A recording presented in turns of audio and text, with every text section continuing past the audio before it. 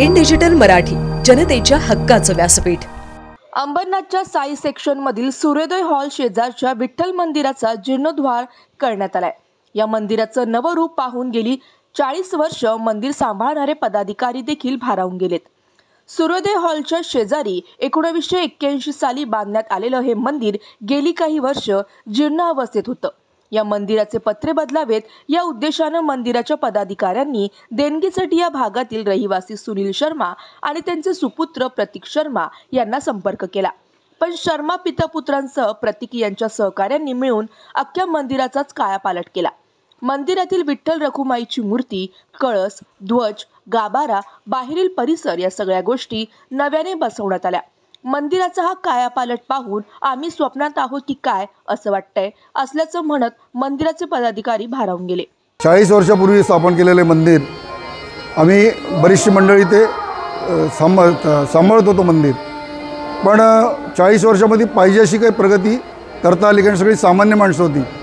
पण पांडुरंगाच्या कृपेने इथे सुनील शर्मा आणि प्रतीक शर्मा आणि आमचे सुशील पाटील हे इथे आम्हाला भेटले आणि त्यांनी त्यांच्याकडे छोटासा प्रस्ताव ठेवला होता आम्ही की फक्त याचे पत्रे बदलून द्या। पण सुशील दादांनी आणि प्रतीक दादांना काय परमेश्वराने बुद्धी दिली, समीर चिकणे साहेब, की त्यांनी सांगितलं की तुमचं जुनं आता काहीच ठेवणार नाही, आम्ही सगळं बदलून टाकू। आणि खरोखरच त्यांनी या मंदिराचा इतका कायापालट केला आणि इतकं अप्रतिम काम करून दिलं की आम्हाला स्वप्नात असं वाटतं की आम्ही स्वप्नात आहोत की काय, इतकं सुंदर काम करून दिलं। आमची भावना अशी आहे की 40 वर्ष जुनं मंदिर होतं हे।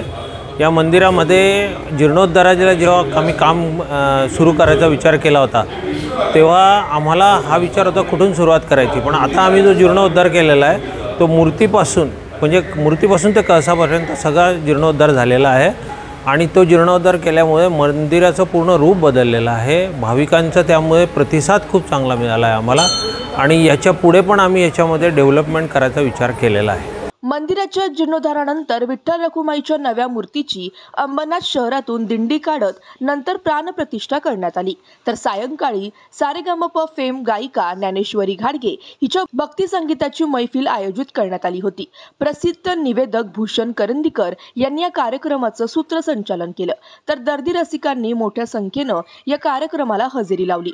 यावेळी सुनील शर्मा, प्रतीक शर्मा, मोहिनीराज जोशी, प्रशांत मोरे, सागर नरेकर, सुशील पाटील, समीर चिकणे, यश फापाळे, जयंत खाडे, अक्षय वारगडे, निलेश झांजे, कार्तिक कडू, निखिल भालेराव, निखिल अहिरे, राम सुरोशी यांच्यासह मंदिराचे पदाधिकारी, भाविक, श्रोते आणि अनेक जण उपस्थित होते।